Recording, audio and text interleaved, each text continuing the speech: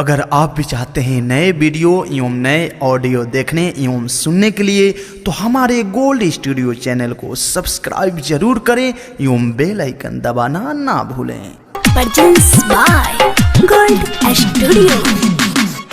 एहो नाना दो के भैया कर जल्दी कवनो पैया।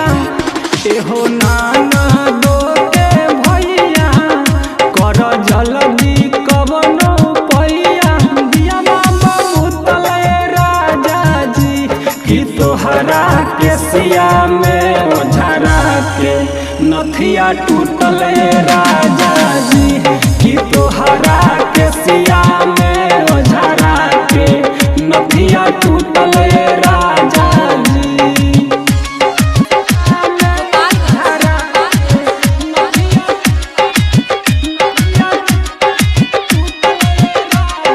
दिहलवा मुहवा देखाई पियरा उरमाई के हो। हरे हाली से खोजाए सैया दिबरी जराई के हो। Produced by Gold Studio।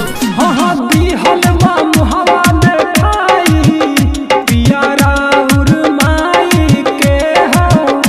अरे हाली से खोजा करे जा दिबरी जराई के हो।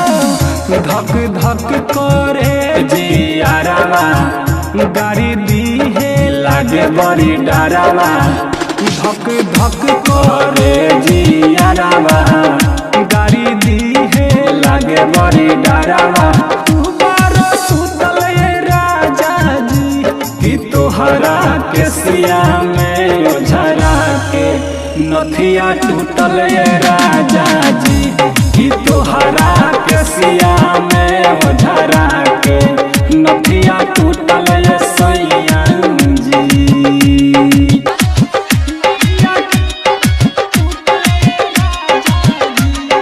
बिहने जो सास नदिया मारी हम के ताना हो। कुमार सरवन बोले की करब का बहाना हो। हाँ बिहने जे सास नदिया मारी हम के ताना हो। कुमार सरवन राजेश बोला करब का बहाना हो। हमरो बुझा मजबूरी खोजल बाटे हो जरूरी। हमरो बुझा मजबूरी खोजल बाटे हो जरूरी। कहरन मोर फूटल राजा जी कि तोहरा के सिया में ओझरा के नथिया टूटल राजा जी कि तोहरा के सिया में ओझरा